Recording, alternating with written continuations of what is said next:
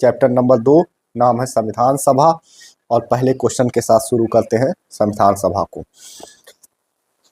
पहला क्वेश्चन है 1922 ईस्वी में निम्न में से किसके द्वारा यह उद्गार व्यक्त किया गया कि भारतीय संविधान भारतीयों की इच्छा अनुसार होगा।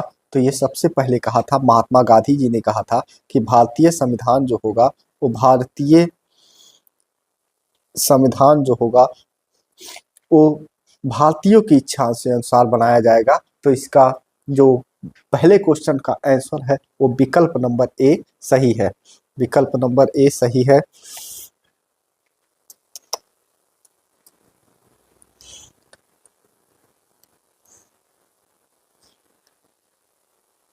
रुक जाइए थोड़ा सा।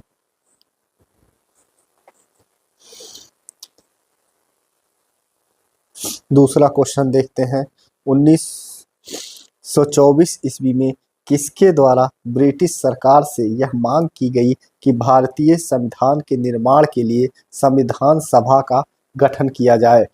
तो 1924 में किसके द्वारा मांग की गई थी? तो मोतीलाल नेहरू के द्वारा यह मांग की गई थी कि भारतीय संविधान के निर्माण के लिए एक संविधान सभा का गठन किया जाए। 1924 में इसकी मांग की गई थी।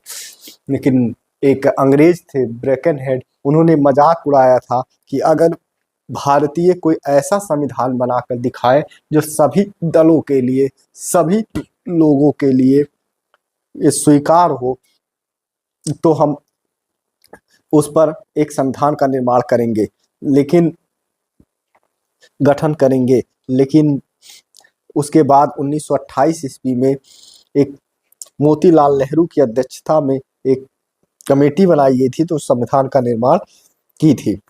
तो सबसे पहले किसने 1924 में संविधान सभा के गठन निर्माण के लिए गठन किया जाए ऐसा मांग किया था? तो मोतीलाल नेहरू थे। तो ऑप्शन नंबर बी सही आंसर है। ऑप्शन नंबर बी एकदम सही है। ऑप्शन नंबर बी सही है। अगले क्वेश्चन की ओर चलते हैं और देखते हैं। तो ऑप्शन नंबर सी इसमें एकदम सही है। सॉरी, बी नहीं, सी, मोतीलाल नेहरू इसमें एकदम सही आंसर है। अगले क्वेश्चन की ओर चलते हैं। तीसरा क्वेश्चन, संविधान सभा के विचार का औपचारिक रूप से प्रतिपादन किसके द्वारा किया गया था? औपचारिक रूप से प्रतिपादन जो किया गया था M.N. राय द्वारा किया गया था। सबसे पहले औपचारिक प्रतिपादन किसके द्वारा? तो M.N. राय द्वारा किया गया था। M.N. राय जो थे वो संविधान सभा के सदस्य नहीं थे, ये एक ICS अधिकारी थे और बाद में अंतर्राष्ट्रीय न्यायालय में भारत के तरफ से न्यायाधीश भी रहे हैं और इन्होंने भारतीय संविधान को बनाने में महत्वपूर्ण योगदान दिया। तो इस प्रकार विकल्प तीसरे का, क्वेश्चन नंबर तीसरे का विकल्प सी जो है वो एकदम सही आंसर है, विकल्प सी। अगले क्वेश्चन की ओर चलते हैं। क्वेश्चन नंबर 4, संविधान सभा को किसने मूर्त रूप प्रदान किया? तो मूर्त रूप जो प्रदान किया था उसको किए थे जवाहरलाल नेहरू ने। किसने मूर्त रूप संविधान सभा को मूर्त रूप प्रदान किया था? जवाहरलाल नेहरू। तो क्वेश्चन नंबर 4 का विकल्प नंबर डी जो है एकदम सही है। अगले क्वेश्चन की ओर चलते हैं। क्वेश्चन नंबर 5, कांग्रेस ने किस वर्ष किसी प्रकार के बाह्य हस्तक्षेप के बिना भारतीय जनता द्वारा संविधान के निर्माण की मांग को लेकर प्रस्ताव पारित किया था? तो सबसे पहले कब किया था प्रस्ताव यह पारित? तो 1936 में किया था। 1936 की मतलब भारतीय जनता द्वारा संविधान के निर्माण की मांग को लेकर प्रस्ताव पारित किया था 1936 में। तो पांचवे का विकल्प नंबर सी जो है एकदम सही आंसर होगा। क्वेश्चन नंबर 6वें की ओर चलते हैं। 1938 में किस व्यक्ति ने वयस्क मताधिकार के आधार पर संविधान सभा के गठन की बात की थी कि संविधान सभा का गठन जो किया जाए वो वयस्क मताधिकार के आधार पर किया जाए? तो ये कहा था जवाहरलाल नेहरू ने कहा था 1938 में। तो छठवें का विकल्प नंबर बी एकदम सही है। सातवें क्वेश्चन की ओर चलते हैं। वर्ष 1942 में किस योजना के तहत यह स्वीकार किया गया कि भारत में एक निर्वाचित संविधान सभा का गठन होगा जो युद्धोपरांत संविधान का निर्माण करेगी? ये जो आया था क्रिप्स मिशन के द्वारा आया था। और क्रिप्स मिशन कब आया था? 1942 ईस्वी में भारत में क्रिप्स मिशन आया था, जो क्या बात कर रहा था? डोमिनियन स्टेट की बात किया था कि भारत को एक डोमिनियन स्टेट बनाया जाएगा, जिससे नेहरू मतलब कांग्रेस ने भी और मुस्लिम लीग ने दोनों ने इसको अस्वीकार कर दिया था। दोनों ने इसका बहिष्कार किया क्योंकि मुस्लिम लीग एक नए राष्ट्र की मांग में जुटी हुई थी और कांग्रेस ने पूर्ण स्वतंत्रता की बात की थी कि हमें पूर्ण स्वतंत्रता से कुछ भी मंजूर नहीं है। क्रिप्स योजना को गांधी ने पोस्ट डेटेड चेक भी कहा। तो सातवें का सही आंसर है विकल्प नंबर ए। विकल्प नंबर ए एकदम सही आंसर है। इसमें देख लीजिए, बेवल योजना जो आई थी 1945 ईस्वी में आई थी और कैबिनेट मिशन 1946 ईस्वी में आई थी, जिसके तहत भारतीय संविधान का गठन किया गया था। और माउंटबेटन योजना को 3 जून की योजना भी कहते हैं, जिसके तहत भारत और पाकिस्तान का बंटवारा किया गया था। मतलब 2 राष्ट्रों का निर्माण माउंटबेटन योजना के तहत किया गया था। तो क्वेश्चन नंबर 7 का सही विकल्प है ए। क्वेश्चन नंबर 8 की ओर चलते हैं। संविधान सभा के गठन की मांग सर्वप्रथम 1895 में अगर देखा जाए तो किसने की थी? बाल गंगाधर तिलक ने सबसे पहले 1895 में ही संविधान सभा के गठन की बात की थी। तो इसमें कौन सा सही है? विकल्प नंबर डी। 8 का विकल्प नंबर डी सही है। संविधान सभा के किसे मांग जो है सर्वप्रथम 1895 में ही बाल गंगाधर तिलक ने की थी। जिस क्वेश्चन में व्याख्या की जरूरत होगी हम व्याख्या करेंगे, जिसमें नहीं जरूरत होगी आगे करते हुए तेजी से बढ़ेंगे। आप लोग भी उत्तर देते रहिए। क्वेश्चन नंबर 9 की तरफ चलते हैं और देखते हैं कि कौन सा सही है। क्वेश्चन नंबर 9, भारत की संविधान सभा गठित करने का आधार क्या था? भारत में संविधान सभा को गठित करने का आधार क्या था? किस आधार पे? तो अभी हमने बताया कि संविधान सभा का गठन जो हुआ था वो कैबिनेट मिशन के तहत हुआ था 1946 में, क्योंकि इससे पहले जो आया था 1942 में क्रिप्स मिशन, उसे मुस्लिम लीग और कांग्रेस ने दोनों ने ही डुगरा दिया था। उसके बाद में कैबिनेट मिशन आया 1946 में, जिसके तहत भारत में संविधान सभा का गठन किया गया। तो 9वें का जो सही उत्तर है विकल्प नंबर बी। 9वें का विकल्प नंबर बी एकदम सही उत्तर है। क्वेश्चन नंबर 10 की ओर चलते हैं। भारत की संविधान सभा किसके अनुसार गठित की गई? तो जस्ट वही सवाल है। अभी हमने बताया कि जो 1946 में कैबिनेट मिशन आया था उसी के तहत भारत में संविधान सभा का गठन किया गया था। तो 1946 का कैबिनेट मिशन। क्वेश्चन नंबर 10 का सही उत्तर है डी। ये साइमन आयोग का गठन जो किया गया था वो 1927 ईस्वी में किया गया था और 1928 ईस्वी में वह भारत आया था। साइमन आयोग का गठन क्यों किया गया था? क्योंकि 1919 में जो भारत शासन अधिनियम 1919 का था, भारत सरकार अधिनियम या शासन अधिनियम 1919, उसी की समीक्षा 10 साल बाद करनी थी कि उसमें क्या प्रोग्रेस हुआ, किस प्रकार बदलाव किया जाए। उसी की समीक्षा के लिए साइमन आयोग का गठन किया गया था। लेकिन क्योंकि भारत के चीज़ों का समीक्षा करनी थी, भारत में कैसा विकास किया जाए इन सब बारे में समीक्षा करनी थी, लेकिन साइमन कमीशन में एक भी सदस्य भारतीय शामिल नहीं थे, इसलिए भारत में इसका जबरदस्त विरोध हुआ, जिसमें लाठीचार्ज होने के बाद में लाला लाजपत राय की मृत्यु भी हो गई। इसी साइमन कमीशन के विरोध के चलते साइमन कमीशन के स्वागत एक समारोह बनाया गया था बम्बई में, जिसमें भीमराव अंबेडकर भी उसमें शामिल थे। तो भारत की संविधान सभा किसके अनुसार गठित की गई? बाद में कैबिनेट मिशन के तहत गठित किया गया था। और माउंटबेटन योजना जो आई थी, इसे हम 3 जून की योजना कहते हैं, जिसके तहत बंटवारा भारत पाकिस्तान और इन सब का किया गया था। और क्रिप्स मिशन जो आई थी 1942 इसमें में आया था, जिसे गांधी ने पोस्ट डेटेड चेक भी कहा था। तो 10 का सही विकल्प है क्वेश्चन नंबर डी, सही है। क्वेश्चन नंबर 11 की ओर चलते हैं। सन 1936 में भारतीय राष्ट्रीय कांग्रेस द्वारा संविधान सभा के गठन की मांग कहां पर हुए अधिवेशन में रखी गई थी? तो 1936 में आप जान रहे हैं कि फैजपुर में अधिवेशन हुआ था। ये ऐसा पहला कांग्रेस का अधिवेशन था जो ग्रामीण क्षेत्र में हुआ था। फैजपुर अधिवेशन गांव में होने वाला ग्रामीण या गांव या ग्रामीण क्षेत्र का प्रथम अधिवेशन का पहला अधिवेशन था। और इसके अध्यक्ष जो थे वो जवाहरलाल नेहरू थे। अध्यक्ष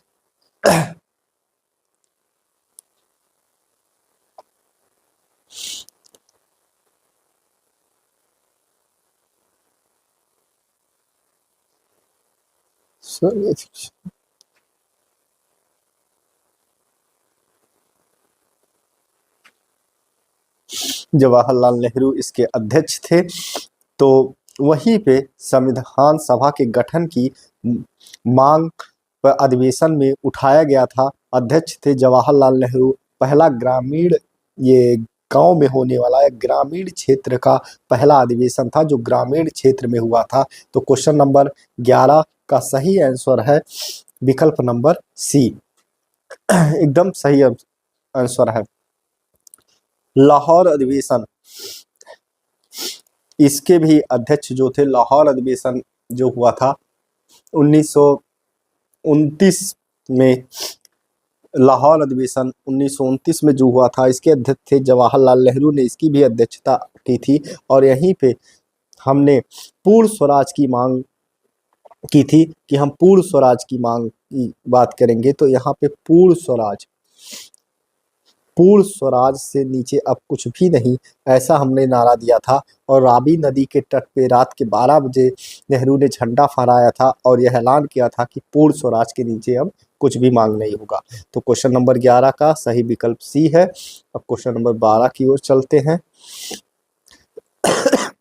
कैबिनेट मिशन योजना के अनुसार संविधान सभा में कुल कितने सदस्य थे? तो कैबिनेट मिशन का योजना में के तहत हमने आपको बताया कि 1946 में कैबिनेट मिशन योजना आया था, जिसमें के तहत संविधान सभा में 389 सदस्य कुल संविधान सभा में थे। कितने सदस्य थे?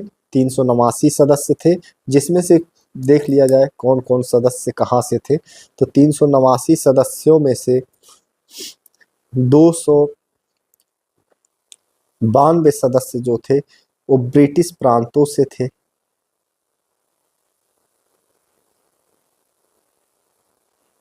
प्रांतों से 4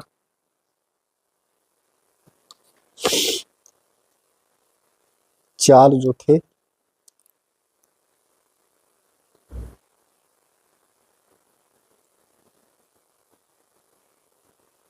चार कमिश्नरी प्रांतों से,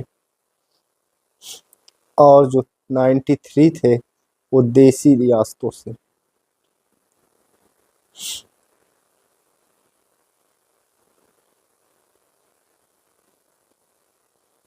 93 देसी रियासतों से थे। तो इस प्रकार कैबिनेट मिशन योजना के अनुसार संविधान सभा में कुल कितने सदस्य थे? तो 389 सदस्य थे, जिसमें 292 ब्रिटिश प्रांतों से, 4 कमिश्नरी प्रांतों से और 93 देसी रियासतों से संबंधित थे। क्वेश्चन नंबर 12 का सही विकल्प है ए। क्वेश्चन नंबर 13 की ओर चलते हैं। प्रस्तावित मूल संविधान में कुल सदस्यों का विभाजन किस प्रकार होना सुनिश्चित किया गया था।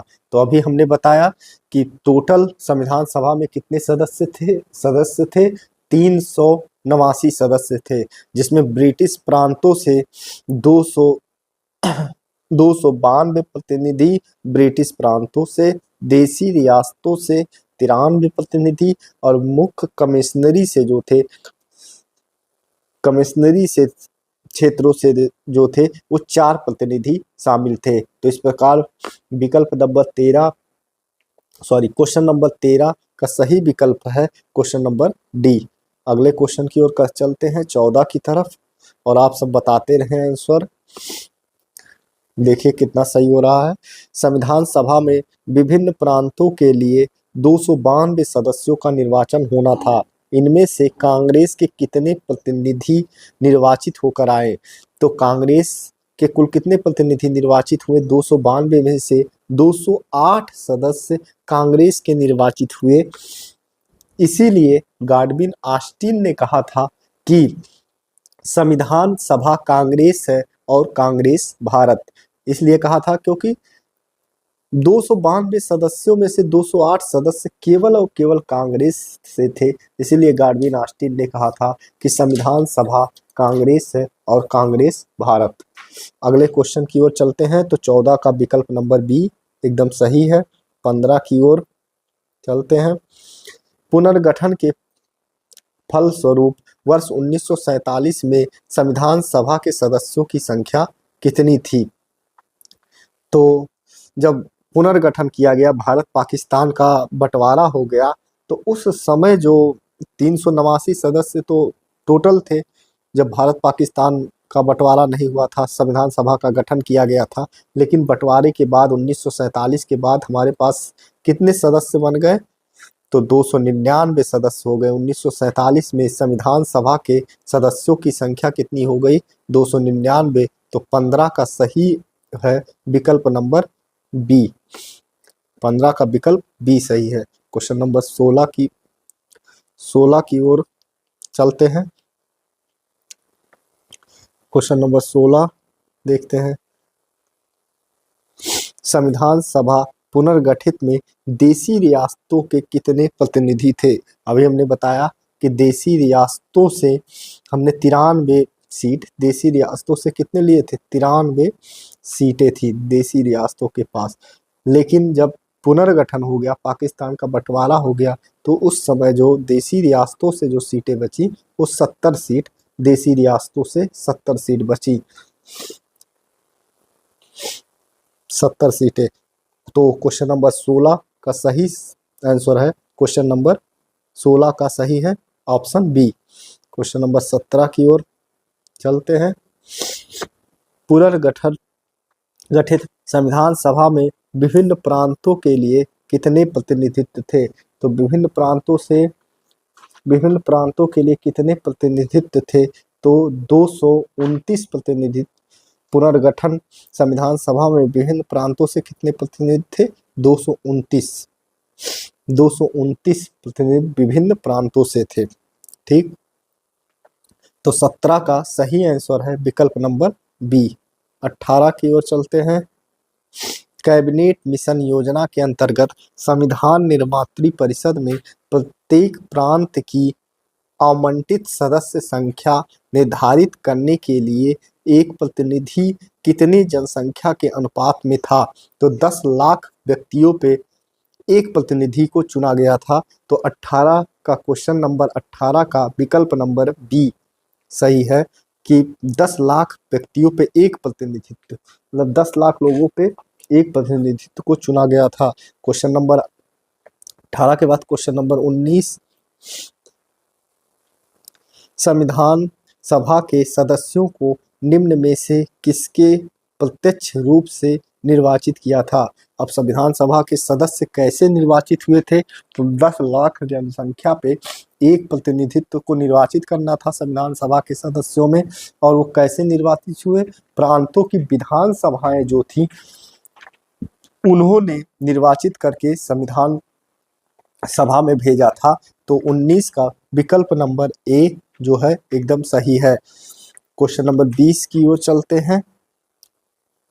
संविधान सभा में किस प्रांत का प्रतिनिधित्व सबसे अधिक था? संविधान सभा में तो आप जान ही रहे हैं कि आज ही सबसे बड़ा स्टेटों में जनसंख्या के आधार पर जो दिया गया था, तो संयुक्त प्रांत उस समय, जिसे अब उत्तर प्रदेश के नाम से जानते हैं, वही सबसे बड़ा था। तो संविधान सभा में किस प्रांत का प्रतिनिधित्व सबसे अधिक था? तो 20 का विकल्प नंबर डी जो है वो सही ऑप्शन है। क्वेश्चन नंबर 21 की ओर चलते हैं। संविधान सभा में किस देशी रियासत के प्रतिनिधियों ने भाग नहीं लिया था? तो किस देशी रियासत के प्रतिनिधि ने भाग नहीं लिया संविधान सभा में? जूनागढ़ था कि कश्मीर था, हैदराबाद था कि मैसूर था? तो क्वेश्चन नंबर 21 का सही आंसर है विकल्प नंबर सी, हैदराबाद के देशी रियासत ने संविधान सभा में भाग नहीं लिया था। क्वेश्चन नंबर 22 की ओर चलते हैं। भीमराव अंबेडकर का संविधान सभा में निर्वाचन हुआ था।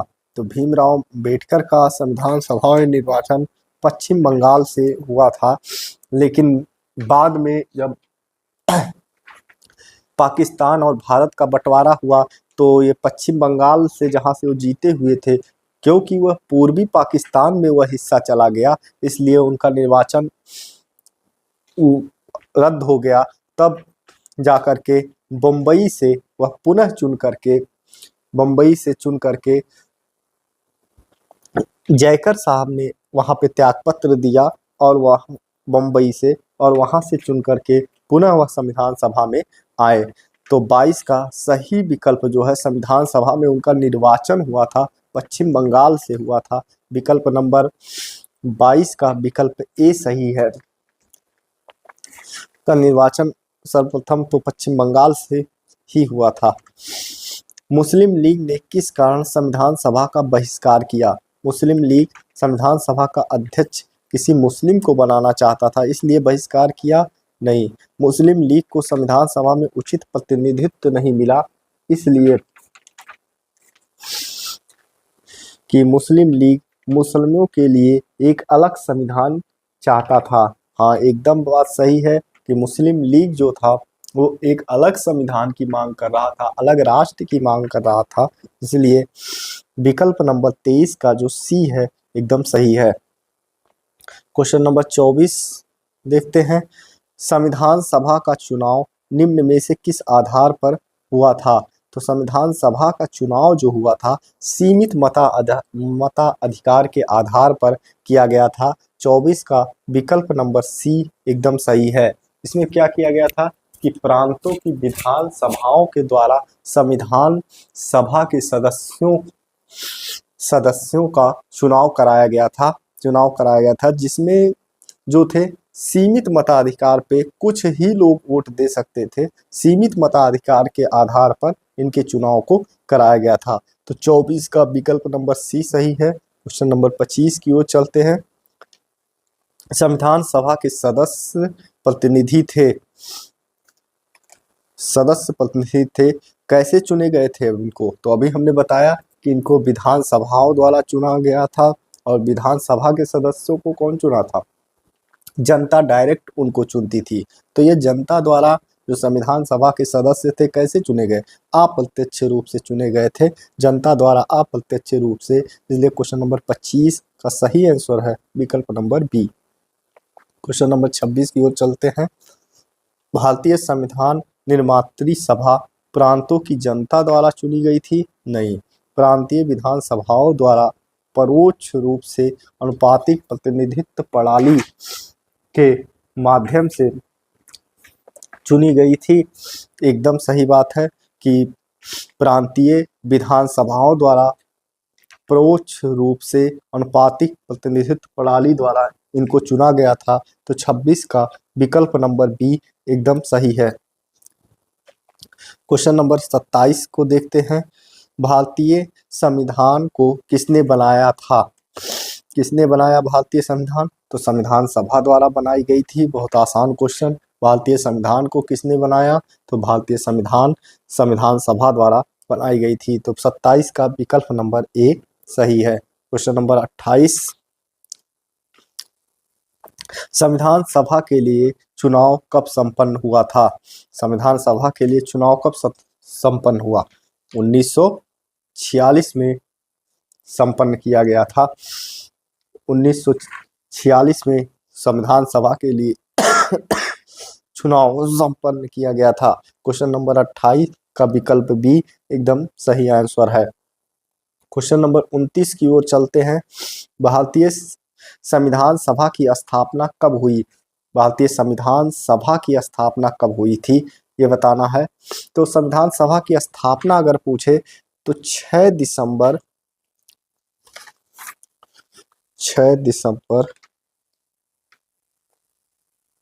1946 को की गई थी, लेकिन इसका प्रथम बैठक जो हुआ था 9 दिसंबर 1946 को हुआ था। इसलिए ऑप्शन में 6 दिसंबर नहीं है, तो हम विकल्प बी के तरफ जाते हैं।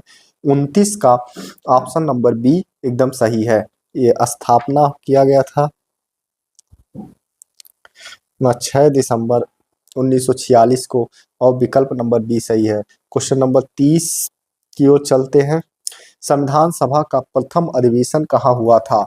तो पहला अधिवेशन जो हुआ था 9 दिसंबर 1946 को, वो दिल्ली में आयोजित किया गया था। तो क्वेश्चन नंबर 30 का विकल्प नंबर डी एकदम सही है। तो क्वेश्चन नंबर 31 की ओर चलते हैं, जहाँ पे व्याख्या की जरूरत होगी। व्याख्या करेंगे, नहीं तो क्वेश्चन करते हुए तेजी से आगे बढ़ेंगे। संविधान सभा के उद्घाटन अधिवेशन की अध्यक्षता किसने की थी? तो आप जानते हैं कि 9 दिसंबर 1946 को संविधान सभा की प्रथम बैठक हुई थी, जिसमें सच्चिदानंद सिन्हा को अस्थायी अध्यक्ष के रूप में बनाया गया था, कि उन्होंने अध्यक्षता की। और ये किस आधार पर बनाया गया था? ये सीनियरिटी के आधार पर सबसे सीनियर व्यक्ति थे संविधान सभा के अंदर, इसलिए उनको अस्थायी अध्यक्ष के रूप में बनाया गया था। तो क्वेश्चन नंबर 31 का सही आंसर है विकल्प नंबर बी एकदम सही है। 31 का विकल्प बी एकदम सही है। क्वेश्चन नंबर 32 की ओर चलते हैं।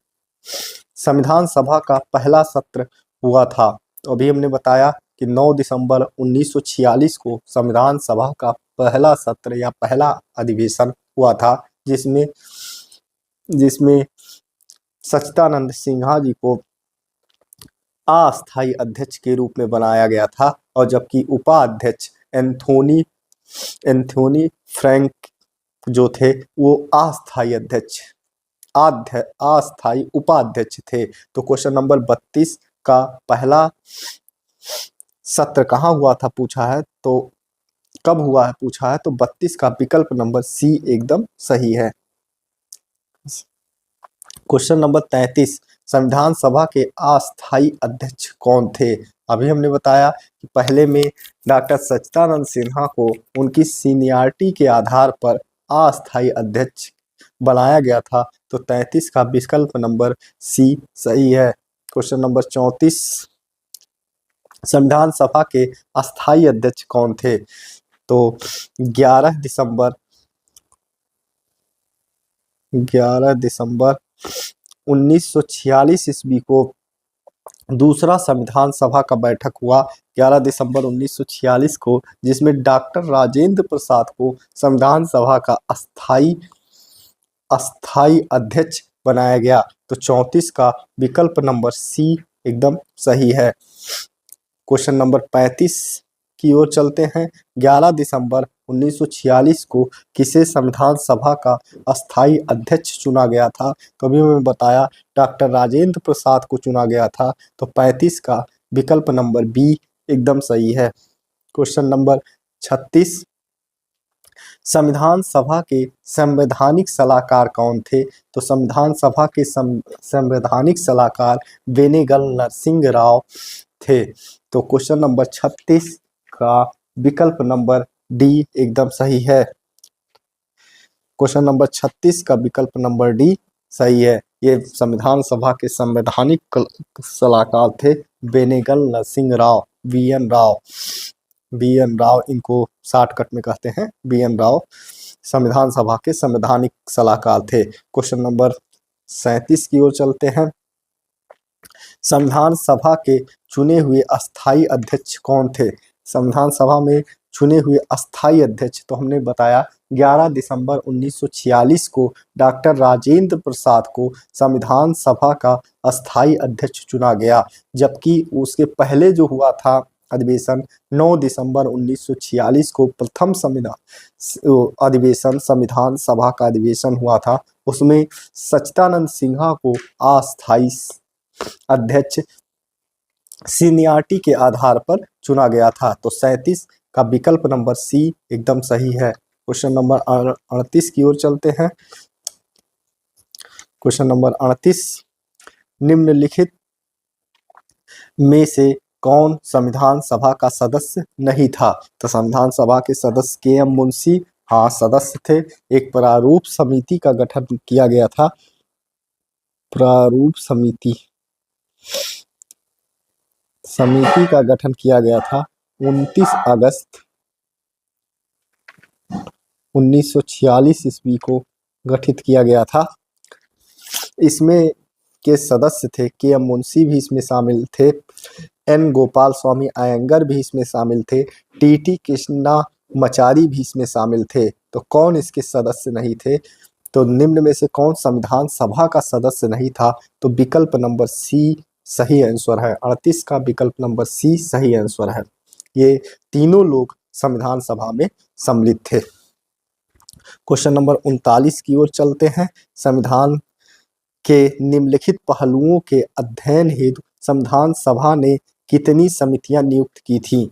अब इस क्वेश्चन को लेकर के विवाद है। कहीं कहीं जैसे कुछ किताबों में 22 समितियां बताई गई हैं, जैसे गूगल वगैरह पे करने पे, और किताबों में भी कहीं इसे 15 समिति भी लिखा हुआ मिला है। और जो मैं मानता हूँ उसमें 15 समितियों को मैंने सही माना है। तो आप लोग, क्योंकि विकल्प में ऐसा है नहीं, दिया नहीं हुआ है, तो 15 के करीब जो है वो 13 को सही मान लिया जाता है। 13 समितियों को सही मान लिया गया है, लेकिन जहाँ तक मैं पढ़ा हूँ 15 समितियों को सही माना गया। तो 39 का विकल्प नंबर सी एकदम सही है। क्वेश्चन नंबर 40 देखा जाए, संविधान सभा के प्रारूप या संविदा समिति की नियुक्ति कब की गई? तो 29 अगस्त 40, तो इसकी नियुक्ति 29 अगस्त 1947 को की गई थी। तो 40 का विकल्प नंबर सी एकदम सही है। प्रारूप समिति जिसके अध्यक्ष कौन थे? ये एक 7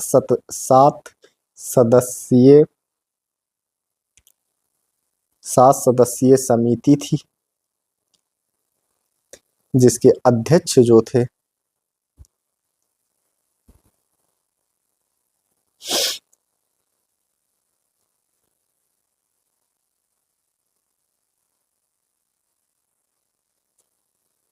भीमराव अंबेडकर जी, इसके अध्यक्ष थे, और 6 सदस्य इसमें शामिल थे। शायद मैंने किसी में 1946 बता दिया है, किसी क्वेश्चन में देखते हैं।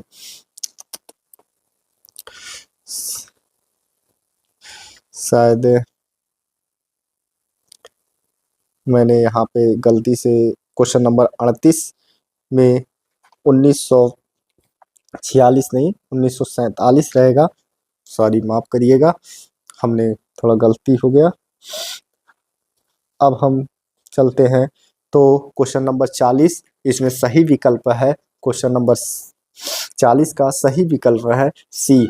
29 अगस्त 1947 को प्रारूप समिति, इसे मसौदा समिति भी कहा जाता है, कि समिति का गठन किया गया था, और ये 7 सदस्यीय समिति थी, जिसके अध्यक्ष जो थे भीमराव अंबेडकर थे, और इसमें गोपाल स्वामी अयंगर, अल्लादी स्वामी कृष्णा अय्यर, के.एम. मुंशी, सदाउल्ला और डीपी खेतान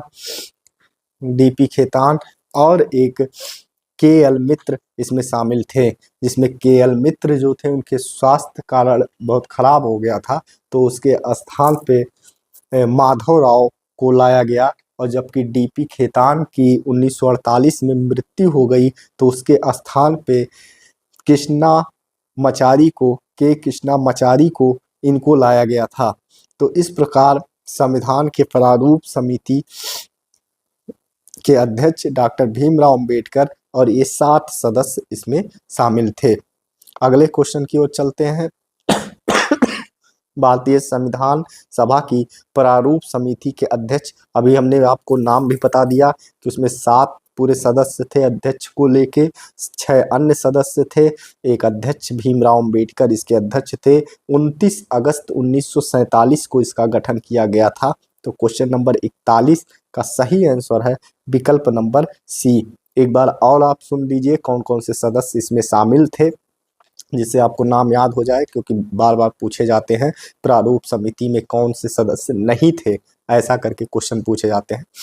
तो एन गोपाल स्वामी आयंगर, अल्लादी स्वामी कृष्णा अय्यर, के एम मुंशी, सदाउल्ला और डीपी खेतान और कौन थे, डी के एल मित्र थे। बाद में के एल मित्र साहब के तबीयत बहुत बिगड़ गया, इसलिए इनके जगह पे माधव राव आए और डीपी खेतान जो थे 1948 में इनकी मृत्यु हो गई, तो कृष्णा मचारी को इसमें शामिल किया गया। तो इस तरीके से 2 सदस्य गए। और एक बात इसमें बहुत जानने की बात है कि इसमें एकमात्र कांग्रेसी व्यक्ति के एम मुंशी शामिल थे। तो क्वेश्चन नंबर 41 का सही विकल्प है ऑप्शन सी। अगला चलते हैं क्वेश्चन नंबर 42 की ओर। संविधान सभा के प्रारूप या मसविदा समिति में सदस्यों की संख्या कितनी थी? अभी हमने बताया कि यह 7 सदस्यीय समिति थी, तो 42 का विकल्प नंबर बी एकदम सही है। क्वेश्चन नंबर 43 की ओर चलते हैं। निम्न में से कौन भारतीय संविधान की प्रारूप समिति के सदस्य नहीं थे? तो अभी हमने बताया 6 लोगों का नाम बताया था।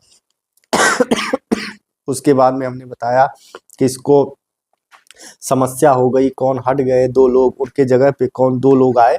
तो अब इसी में से उसको जानना इसलिए जरूरी है क्योंकि ऐसे क्वेश्चन पूछ लिए जाते हैं कि निम्न में से कौन भारतीय संविधान की प्रारूपी समिति के सदस्य नहीं थे। तो अभी हमने बताया गोपाल स्वामी आयंगर, अल्लादी कृष्णा स्वामी अय्यर, भीमराव अंबेडकर तो इसके अध्यक्ष थे, भीमराव अंबेडकर, के एम मुंशी, सदाउल्ला, डीपी खेतान और के एल मित्र। के एल मित्र जो थे उनकी तबीयत खराब हो गई, तो आ गए आपके माधव राव उनके स्थान पे, और डीपी खेतान जो थे उनकी मृत्यु हो गई और उनके स्थान पे जो आए वो टी कृष्णा मचारी, इनके स्थान पे टी कृष्णा मचारी आए। तो 43 का कौन प्रारूप समिति में शामिल नहीं था? तो क्वेश्चन नंबर 43 का सही आंसर है विकल्प number D. Doctor Rajendra Prasad इसमें शामिल नहीं थे। क्वेश्चन नंबर 44, अगला क्वेश्चन की ओर चलते हैं। निम्न में से कौन प्रारूप समिति का सदस्य, देखिए फिर वही क्वेश्चन आ गया कि प्रारूप समिति का सदस्य कौन नहीं था। मोहम्मद सदाउल्ला इसके सदस्य थे, के एम मुंशी इसके थे, गोपाल स्वामी आयंगर इसके सदस्य थे। कौन नहीं था इन चारों में? तो जवाहरलाल नेहरू इसके सदस्य नहीं थे। क्वेश्चन नंबर 44 का विकल्प नंबर ए एकदम सही है। क्वेश्चन नंबर 45 की ओर चलते हैं। संविधान की प्रारूप समिति के समक्ष प्रस्तावना का प्रस्ताव किसने रखा था? तो संविधान की प्रारूप समिति के समक्ष प्रस्तावना का प्रस्ताव किसने रखा था? देखें, प्रस्तावना का प्रस्ताव किसने रखा था? तो जवाहरलाल नेहरू ने जब 13 दिसंबर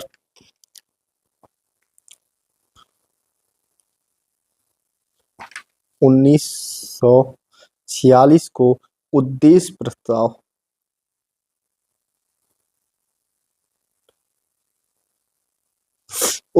प्रस्ताव को पेश किया, वही चल करके आगे प्रस्तावना बनी। जो उद्देश्य प्रस्ताव था जवाहरलाल नेहरू द्वारा पेश किया गया। इसे संविधान सभा द्वारा स्वीकार जो किया गया था, स्वीकार 22 जनवरी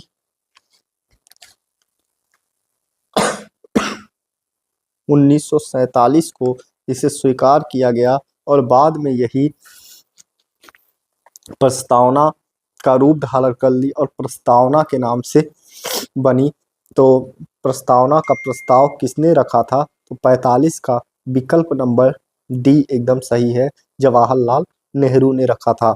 अगले क्वेश्चन की ओर, क्वेश्चन नंबर 46, संविधान सभा में सभी निर्णय किस आधार पर लिए गए? तो संविधान सभा में सभी निर्णय, कई समितियां बनाई गई थी, जिसमें एक प्रारूप समिति, झंडा समिति, संचालन समिति, नियम समिति, ऐसे करके बहुत सारी समितियां बनाई गई थी। वो समितियां उस पर कार्य करती थी, उसको जांचती थी, परखती थी और फिर उस पर सहमति और समायोजन होता था। कितने लोग सहमत हैं, संविधान सभा में पेश होता था सहमति और समायोजन के आधार पर। तो क्वेश्चन नंबर 46 का सही जो आंसर है वो विकल्प नंबर डी एकदम सही है। क्वेश्चन नंबर 47 की ओर चलते हैं। संविधान सभा में उद्देश्य प्रस्ताव किसने प्रस्तुत किया था? तो उद्देश्य प्रस्ताव कहो जो बाद में प्रस्तावना के रूप में जानी गई। हमने आपको बताया कि जवाहरलाल नेहरू ने 13 दिसंबर 1946 को उद्देश्य प्रस्ताव प्रस्तुत किया, जो से 22 जनवरी 1947 को स्वीकार किया गया। यही जो था प्रस्तावना के नाम से जाना जाता है। इसी उद्देश्य प्रस्ताव को प्रस्तावना के नाम से भी जाना जाता है। तो 47 का विकल्प नंबर सी एकदम सही है। क्वेश्चन नंबर 48 की ओर चलते हैं। भारतीय संविधान सभा की संघीय शक्ति समिति के अध्यक्ष कौन थे? संघीय शक्ति समिति, अब देखिए, संघीय शक्ति समिति के अध्यक्ष की बात पूछे तो इसके अध्यक्ष थे पंडित जवाहरलाल नेहरू। चाहे संघीय शक्ति समिति की बात करें या राज्यों की समिति की बात करें या संघ समिति की बात करें, इन सबके जो अध्यक्ष बनाए गए थे वो पंडित जवाहरलाल नेहरू को बनाया गया था। जबकि प्रांतीय शक्ति समिति के अध्यक्ष, प्रांतों के लिए जो बनाया गया था, वो वल्लभ भाई पटेल थे। मौलिक अधिकार की समिति बनाई गई थी या अल्पसंख्यक समिति जो बनाई गई थी, इन सब के वल्लभ भाई पटेल जी अध्यक्ष थे। तो 48 का सही आंसर जो है विकल्प नंबर बी, वो विकल्प नंबर डी है ना, जवाहरलाल नेहरू, विकल्प नंबर डी सही है। 48 का डी सही है। क्वेश्चन नंबर 49 की ओर चलते हैं। भारतीय संविधान को अपनाया गया था संविधान सभा द्वारा, गवर्नर जनरल द्वारा, ब्रिटिश संसद द्वारा, भारतीय संसद द्वारा। तो संविधान सभा को किसने अपनाया था? संविधान अंगीकृत, अधिनियमित, आत्मसमर्पित करते हैं, ये सब कितने? संविधान सभा द्वारा अपनाया गया था। तो 49 का विकल्प नंबर ए एकदम सही है। क्वेश्चन नंबर 50 की ओर चलते हैं। भारत को एक संविधान देने का प्रस्ताव संविधान सभा द्वारा पारित किया गया।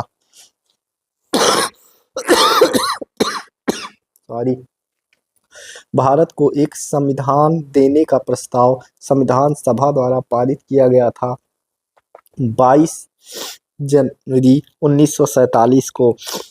प्रस्ताव संविधान सभा द्वारा पारित किया गया था। 50 का विकल्प नंबर बी एकदम सही आंसर है। तो 50 का बी कि 22 जनवरी 1947 को भारत को एक संविधान देने का प्रस्ताव संविधान सभा द्वारा पारित किया गया था 22 जनवरी 1947 को। क्वेश्चन नंबर 50 का सही विकल्प है बी। क्वेश्चन नंबर 51, संविधान निर्मात्री सभा में झंडा समिति के अध्यक्ष कौन थे? तो झंडा समिति के जो अध्यक्ष थे वो थे डॉक्टर झंडा समिति के जो अध्यक्ष थे वो थे जेबी कृपलानी जो थे वो झंडा समिति के अध्यक्ष नियुक्त किए गए थे। तो 51 का सही आंसर है ऑप्शन ए। ऑप्शन ए सही है। क्वेश्चन नंबर 52 की ओर चलते हैं। राष्ट्रीय झंडे की अभिकल्पना को भारत की संविधान सभा में ग्रहण किया गया था। जो झंडा हमने स्वीकार किया था, भारतीय झंडे की अभिकल्पना को संविधान सभा में जो ग्रहण किया गया था, वो जुलाई जो था, जुलाई 22 जुलाई 1947 को, 22 जुलाई 1947 1947 ईस्वी को इसे स्वीकार किया गया था। तो जुलाई 1947 विकल्प नंबर सी। 52 का विकल्प नंबर सी एकदम सही है। क्वेश्चन नंबर 53 की ओर चलते हैं। भारतीय संविधान सभा ने भारतीय राष्ट्रीय ध्वज की रूपरेखा को अंगीकृत किया। तो चाहे रूपरेखा को स्वीकार करने की बात करें, अंगीकृत करने की बात करें, या ध्वज किस तिथि को अपनाए जाने की बात करें, तो इन सभी का उत्तर जो होगा 22 जुलाई 1947 होगा। तो 53 का विकल्प नंबर डी सही है। क्वेश्चन नंबर 54 की ओर चलते हैं। संविधान सभा ने संविधान को अंतिम रूप से किस दिन पारित किया था? एकदम अंतिम रूप से किस दिन पारित किया गया था? तो 26 नवंबर 1949 को इसे अंगीकृत, अधिनियमित तथा आत्मसमर्पित कर दिया गया। संविधान सभा ने अंतिम रूप से इसे पारित कर दिया था 26 नवंबर 1949 को। तो 54 का विकल्प नंबर सी एकदम सही है। 54 का कौन सा विकल्प? विकल्प नंबर सी सही है। क्वेश्चन नंबर 55 की ओर चलते हैं। संविधान सभा अंतिम रूप से किस दिन आखिरी बार मिली थी? तो 24 जनवरी 1950 को संविधान सभा जो है कि अंतिम बैठक हुई। अंतिम बार संविधान सभा के सदस्य मिले थे, जिसे 12वां अधिवेशन भी कहा जाता है। ये 12वां अधिवेशन था। कब हुआ था? 22 जनवरी 1950 को हुआ था। 22 जनवरी 1950 ईस्वी को हुआ, और इस पे 284 सदस्यों ने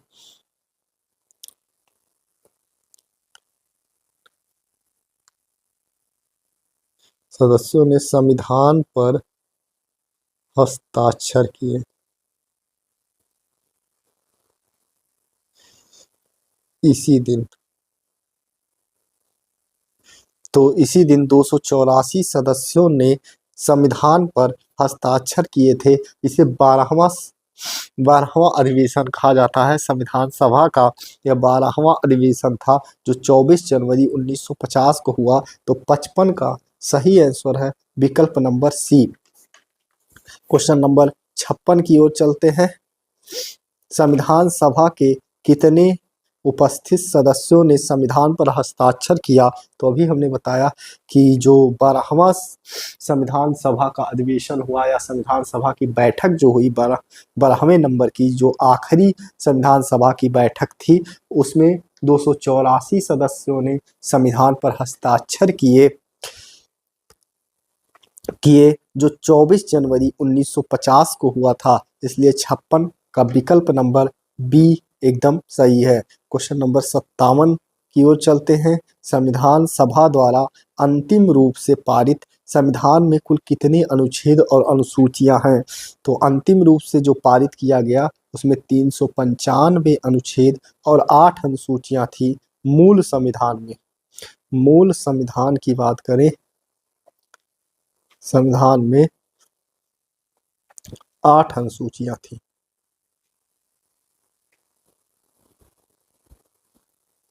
8 अनुसूचियां थी मूल संविधान में। वर्तमान में जो है 12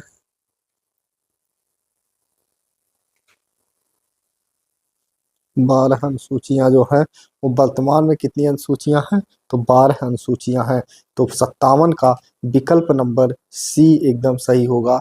395 अनुच्छेद और 8 अनुसूचियां, कुल कितने अनुच्छेद और अनुसूचियां थी अंतिम रूप से जो पारित किया था संविधान सभा ने? तो 8 अनुसूचियां और 395 अनुच्छेद थे। क्वेश्चन नंबर 57 का सही आंसर है विकल्प नंबर सी। क्वेश्चन नंबर 58 की ओर चलते हैं। संपूर्ण भारतीय संविधान के निर्माण में संविधान सभा को कितना समय लगा? संविधान सभा को कुल संपूर्ण भारतीय संविधान का 2 वर्ष 11 माह और 18 दिन का समय लगा। इसलिए 58 का सही उत्तर है विकल्प नंबर बी। इसको बनाने में, भारतीय संविधान सभा में संविधान के निर्माण करने में, इसको बनाने में लगभग 64 लाख रुपए खर्च हुए।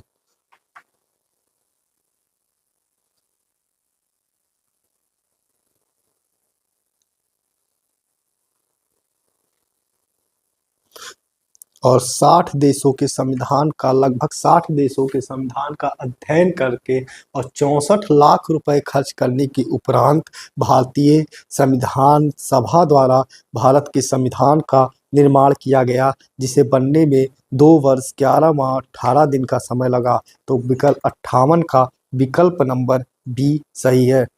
नंबर 58 क्वेश्चन नंबर 59 की ओर चलते हैं।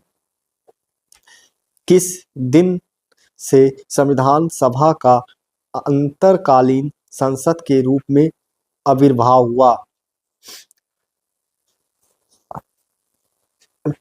अंतरकालीन संसद के रूप में संविधान सभा उसके बाद में संसद के रूप में कब से काम करने लगी? तो 26 जनवरी 1950 को, 24 जनवरी 1950 को आखिरी जो बैठक हुई थी, उसके बाद 26 जनवरी 1950 को भारत को गणतंत्र घोषित किया गया और उसी के साथ संविधान सभा का अंतरकालीन संसद के रूप में आविर्भाव हो गया। तो 59 का कौन सा विकल्प सही है? 59 का विकल्प नंबर सी जो है एकदम सही है। 59 का सी एकदम सही है। क्वेश्चन नंबर 60 की ओर चलते हैं। जिस संविधान सभा द्वारा भारत के संविधान का अभिनियमन किया गया, उसके सदस्य कौन थे? गवर्नर जनरल द्वारा नामित थे, राजनीतिक दलों द्वारा नामित थे, विभिन्न प्रांतों की विधान सभाओं द्वारा नामित थे, लोगों द्वारा सीधे निर्वाचित किए गए थे? तो विभिन्न प्रांतों, हमने शुरू में ही बताया कि संविधान सभा का गठन जो हुआ था विधान सभाओं के सदस्यों द्वारा किया गया था, ना कि जनता द्वारा डायरेक्ट किया गया था। जनता द्वारा ये अप्रत्यक्ष रूप से निर्वाचित थे, जबकि विधान सभाओं द्वारा ये प्रत्यक्ष रूप से निर्वाचित थे। तो विकल्प नंबर 60 का विकल्प नंबर सी जो है एकदम सही है। क्वेश्चन नंबर 61 की ओर चलते हैं। भारत के किस संविधान सभा की रचना हेतु संविधान सभा का विचार निम्नलिखित में से सर्वप्रथम किसने प्रस्तुत किया था? तो भारत के लिए संविधान सभा की रचना हेतु संविधान सभा का विचार जो आया था, निम्न में से सर्वप्रथम किसने प्रस्तुत किया था? तो स्वराज पार्टी के द्वारा प्रस्तुत किया गया था 1924 में। तो 61 का विकल्प नंबर ए एकदम सही है। क्वेश्चन नंबर 62 की ओर चलते हैं। निम्नलिखित कथनों में से कौन एक सही है? वर्ष 1946 में प्रांतीय सभाओं द्वारा भारत की संविधान सभा चुनी गई। कौन सा कथन हमको क्या खोजना है? सही कथन की बात करना है। कौन सा कथन सही है? जवाहरलाल नेहरू, एम.एन. जिन्ना, सरदार वल्लभ भाई पटेल भारत की संविधान सभा के सदस्य थे। भारत की संविधान सभा का प्रथम अधिवेशन जनवरी 1947 नहीं, भारत का संविधान 26 जनवरी 1950 को अंगीकृत हुआ। आप लोग बताएं इसका उत्तर क्या होगा?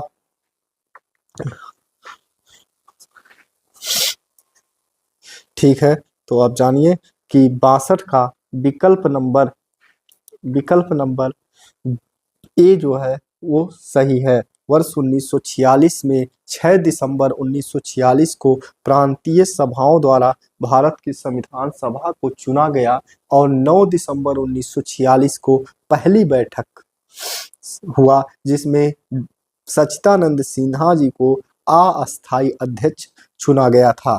तो 62 का विकल्प नंबर ए एकदम सही है। क्वेश्चन नंबर 63 की ओर चलते हैं। निम्नलिखित कथनों में से कौन से संविधान सभा के गठन के बारे में सही है? संविधान सभा के सदस्यों का चयन 1946 के प्रांतीय चुनाव के आधार पर किया गया था। प्रांतीय चुनाव के आधार पर किया गया था। देशी राज्यों के प्रतिनिधियों को संविधान सभा में सम्मिलित नहीं किया गया था।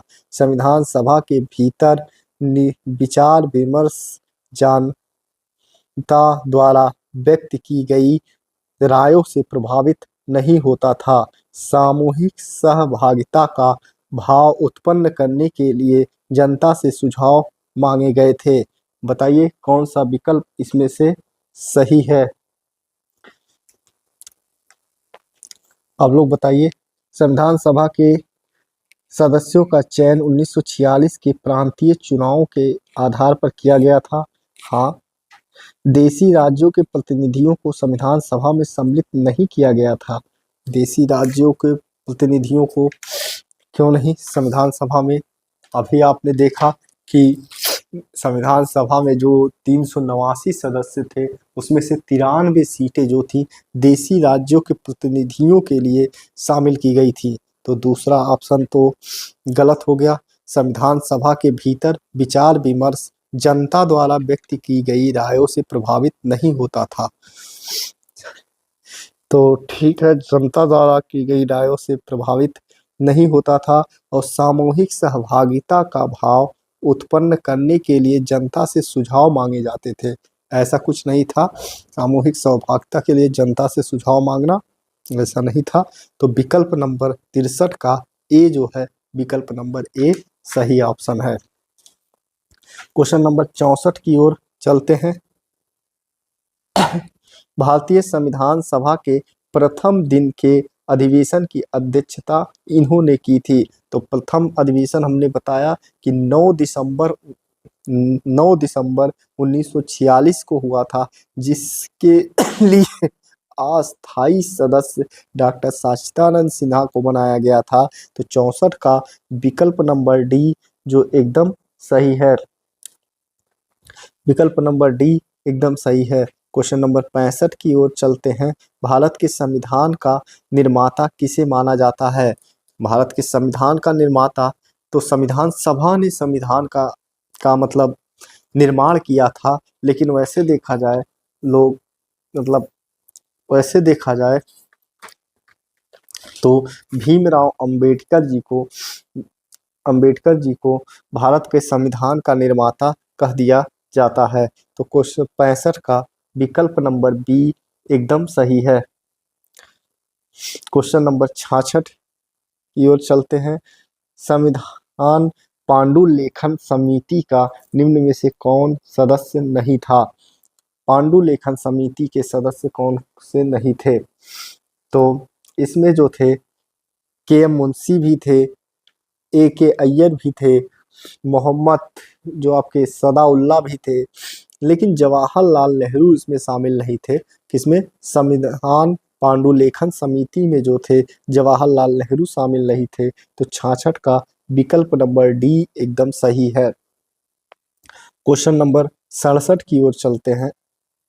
भारत का संविधान लागू हुआ था, तो लागू जो हुआ 26 जनवरी 1950 को लागू किया गया था। जब लागू शब्द आता है तो ये पूरा बताइए कि पूर्ण रूप से कब लागू हुआ? 26 जनवरी 1950 को लागू हुआ। तो 67 का विकल्प नंबर ए सही है। जबकि 26 नवंबर 1949 को संविधान के कुछ अनुच्छेदों को लागू किया गया था। आंशिक रूप से संविधान लागू हुआ ये पूछे तो 26 नवंबर 1949 को, या अंगीकृत किया गया, अधिनियमित किया गया ये पूछे तो 26 नवंबर 1949 को। तो क्वेश्चन नंबर 67 का विकल्प नंबर ए एकदम सही है। क्वेश्चन नंबर 68, संविधान को 26 जनवरी के दिन लागू करने का निर्णय इसलिए लिया गया था कि कांग्रेस ने इस तिथि को 1930 में स्वतंत्रता दिवस के रूप में मनाने का निर्णय लिया। जो 1929 का लाहौर अधिवेशन था जिसके अध्यक्ष जवाहरलाल नेहरू थे, उन्होंने रावी नदी के तट पर 26 रावी नदी के तट पर ऐलान किया था कि 26 जनवरी को हर साल स्वतंत्रता दिवस के रूप में बनाया जाएगा, और इन्होंने पूर्ण स्वतंत्रता की मांग यहाँ पे की थी। राप्ती के तट पर रात के 12 बजे झंडा फहराया था और इसकी मांग की थी। तो 68 का विकल्प नंबर ए एकदम सही है। कांग्रेस ने इस तिथि को 1930 में स्वतंत्रता दिवस के रूप में अपनाया था। क्वेश्चन नंबर 68 के बाद 69, भारतीय संविधान सभा में महिला सदस्यों की संख्या कितनी थी? तो महिला सदस्य उस समय जो संविधान सभा पूरी चुनी गई थी उसमें महिला सदस्यों की संख्या 15 थी। विकल्प नंबर डी सही है। इन 15 में एकमात्र मुस्लिम महिला एजाज बेग एकमात्र मुस्लिम महिला इसमें शामिल थी। पूरे संविधान सभा के अंदर एकमात्र वही मुस्लिम महिला इसमें शामिल थी। कौन थी? एजाज बेग।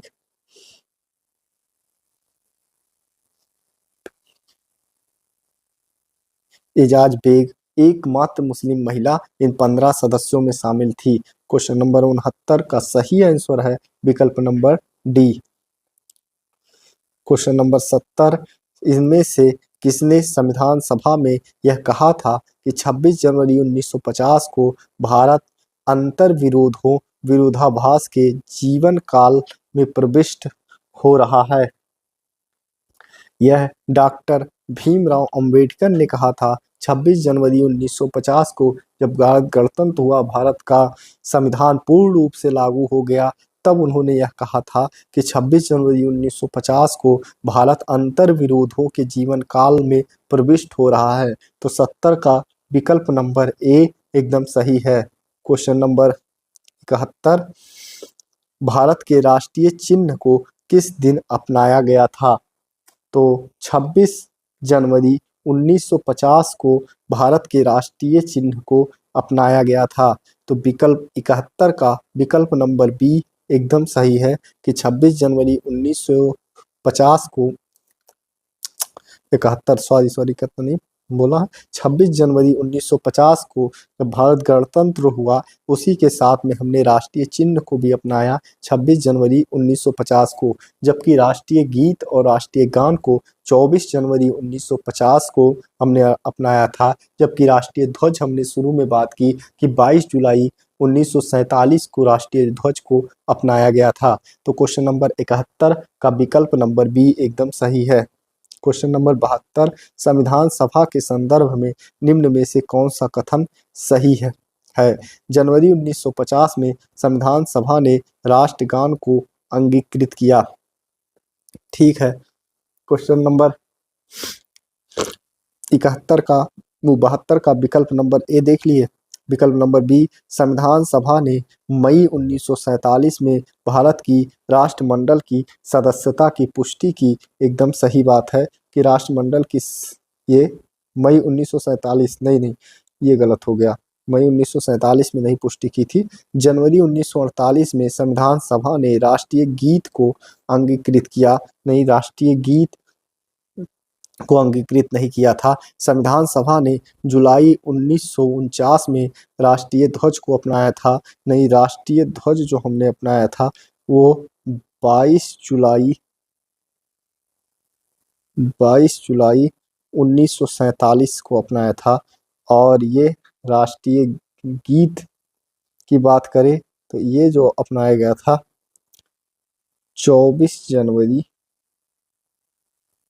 1950 को अपनाया गया था। और ये दोनों ये हो गए। तो 72वां का संविधान सभा के संदर्भ में निम्न में से कौन सा कथन सही है? तो जनवरी 1950 में संविधान सभा ने राष्ट्रगीत और राष्ट्रगान दोनों को 24 जनवरी 1950 को अंगीकृत किया था, अपनाया था। तो 72 का विकल्प नंबर ए एकदम सही है। क्वेश्चन नंबर 73 की ओर चलते हैं। निम्न में लिखित में से किस तारीख को ब्रिटिश साम्राज्य ने भारत में संविधान सभा को अपनी शक्तियां हस्तांतरित की थी? तो कब हस्तांतरित कर दी अपनी शक्तियां? तो जान ही रहे कि भारत कब स्वतंत्र हुआ था, 15 अगस्त 1947 को स्वतंत्र हुआ। तो 15 अगस्त को ब्रिटिश साम्राज्य ने भारत में संविधान सभा को अपनी शक्तियां हस्तांतरित कर दी। तो 73 का विकल्प नंबर सी एकदम सही है। क्वेश्चन नंबर 74 की ओर चलते हैं। जीबी मावलंकर भारत की संविधान सभा के मौलिक अधिकारों, अल्पसंख्यक और जनजातीय और बहिष्कार क्षेत्रों से संबंधित सलाहकार समिति के अध्यक्ष थे? नहीं, ये इसके अध्यक्ष कौन थे? सरदार पटेल थे। सरदार पटेल जो थे इसके अध्यक्ष थे, सरदार पटेल। और प्राकार समिति के अध्यक्ष कौन थे? ये थे प्राकार समिति के जीपी मावलंकर। मावलंकर जो थे ये थे जीबी मावलंकर भारत की प्रारूप समिति के अध्यक्ष थे। वो किसके अध्यक्ष थे? जीबी मावलंकर प्राकार समिति के अध्यक्ष थे। राष्ट्रीय ध्वज से संबंधित तदर्थ समिति के अध्यक्ष जो थे राजेंद्र प्रसाद, डॉक्टर राजेंद्र प्रसाद जी इसके अध्यक्ष थे। तो इस प्रकार 74 का विकल्प नंबर सी एकदम सही है। विकल्प नंबर सी एकदम सही है। 74 का विकल्प नंबर सी ही सही है। तो इस प्रकार आज हमने दूसरा चैप्टर भी देख लिया है, संविधान सभा के बारे में पूरा जान लिया, संविधान सभा की पूरी संरचना को देख लिया। इससे पहले हमने देखा था कि भारत का संवैधानिक इतिहास कैसा था, अब हमने संविधान सभा को देख लिया।